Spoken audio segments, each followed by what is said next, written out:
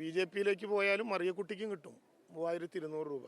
എല്ലാവർക്കും കിട്ടുന്ന പണമാണത്. കുടിശ്ശികകൾ എല്ലാവർക്കും കിട്ടും. അതിനെ അപമാനിക്കുന്നത് കേരളത്തിനോടുള്ള വെല്ലുവിളിയാണ്. ജനങ്ങളതിന് നിന്നു കൊടുക്കില്ല.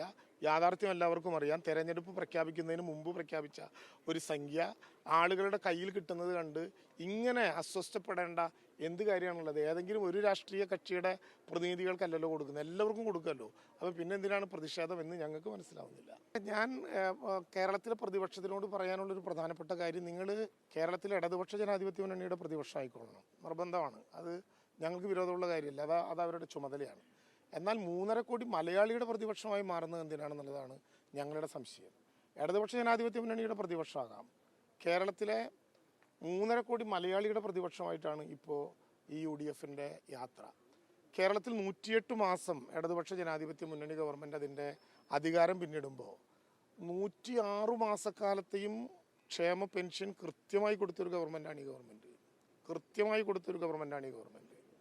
ഇനി 2 മാസത്തെ കുടിശ്ശികയേ ഉള്ളൂ. ആ കുടിശ്ശികയും 2025 തന്നെ കൊടുത്തു തീർക്കും എന്ന് റൂൾ 300 പ്രകാരം, ചട്ടം 300 പ്രകാരം കേരളത്തിൻ്റെ നിയമസഭയിൽ ബഹുമാനപ്പെട്ട മുഖ്യമന്ത്രി അവതരിപ്പിച്ചതാണ്. ലോക്സഭാ തെരഞ്ഞെടുപ്പ് നടക്കുമ്പോൾ 5 മാസക്കാലത്തെ കുടിശ്ശിക ഉണ്ടായിരുന്നു. ആ കുടിശ്ശിക വന്നത് എങ്ങനെയാണെന്ന് കേരളത്തിലെ ജനങ്ങൾക്കറിയാം.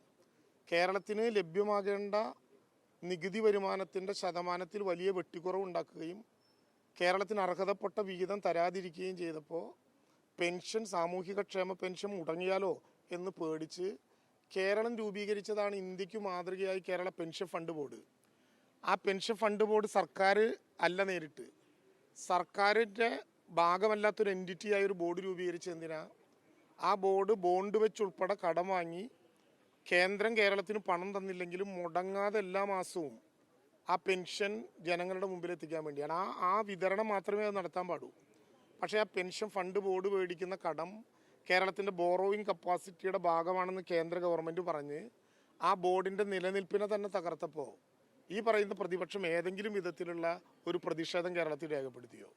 ആ പെൻഷൻ ഫണ്ട് ബോർഡ് ഉണ്ടായിരുന്നെങ്കിൽ ഈ 5 മാസക്കാലത്ത് കുടിശ്ശിക ഉണ്ടായിരുന്നില്ല.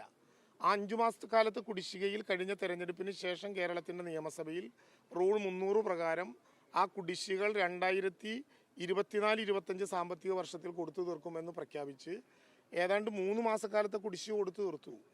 അവിടെ പ്രഖ്യാപിച്ച നേതാക്കൾ മനസ്സിലാക്കാത്തൊരു കാര്യം, നിയമസഭാ തെരഞ്ഞെടുപ്പ് പ്രഖ്യാപിച്ചെന്നാ നിലമ്പൂരിലെ ഉപതെരഞ്ഞെടുപ്പ്, ആ തെരഞ്ഞെടുപ്പ് പ്രഖ്യാപിക്കുന്നതിന് 2 ആഴ്ചക്കാലം മുമ്പ് കുടിശ്ശിക കൊടുക്കാൻ കേരളത്തിലെ ഗവൺമെൻറ് തീരുമാനിച്ചല്ലോ. കേരളത്തിൽ മെയ് മാസത്തിൽ കൊടുക്കുന്ന പെൻഷൻ തുകയ്ക്ക് പുറമെ 1 മാസത്തെ കൂടി കുടിശ്ശിക കൊടുക്കാൻ തീരുമാനിച്ചത് തെരഞ്ഞെടുപ്പ് പ്രഖ്യാപിച്ചെന്നല്ല, തെരഞ്ഞെടുപ്പ് പ്രഖ്യാപിച്ചതിന് ശേഷമല്ല, തെരഞ്ഞെടുപ്പ് പ്രഖ്യാപിക്കുന്നതിന് എത്രയോ മുമ്പ് മെയ് മാസം ഈ പണം കൊടുക്കും എന്ന് കേരളത്തിലെ ഗവൺമെൻറ് പ്രഖ്യാപിച്ചു. വസ്തുതകൾ ഇതാണെന്നിരിക്കെ 3.5 കോടി മലയാളിയിൽ 60 വയസ്സ് കഴിഞ്ഞ 62 ലക്ഷം പേരെ കൈക്കൂലിക്കാരായി അപമാനിക്കുക വഴി ഇതിൻ്റെ ലക്ഷ്യം എന്താണെന്ന് എല്ലാവർക്കും മനസ്സിലാക്കിയല്ലോ. കേരളത്തിലെ പാവപ്പെട്ട സാമൂഹിക ക്ഷേമ പെൻഷൻ കുടിശ്ശികയായുള്ളവർക്ക് കുടിശ്ശിക കൊടുക്കണമെന്ന് വാദിച്ചവരുടെ മനസ്സിലിരിപ്പ് മനസ്സിലായല്ലോ. ആ പണം കിട്ടിയാൽ അതനുസരിച്ച് കേരളത്തിലെ ഗവൺമെൻറ്റിൽ പിന്നെ കേരളത്തിലെ ജനങ്ങൾ വോട്ട് ചെയ്യുന്നവരാണെന്ന് പറഞ്ഞപ്പോൾ യഥാർത്ഥത്തിൽ കേരളത്തിലെ ജനങ്ങളെ വെല്ലുവിളിക്കുകയാണ് UDF നേതൃത്വം ചെയ്തത്. അത് ശരിയായിട്ടുള്ള കാര്യമല്ല. മെയ് മാസം 62 ലക്ഷം പേർക്കും കിട്ടും. ബി.ജെ.പിയിലേക്ക് പോയാലും മറിയക്കുട്ടിക്കും കിട്ടും 3200 രൂപ.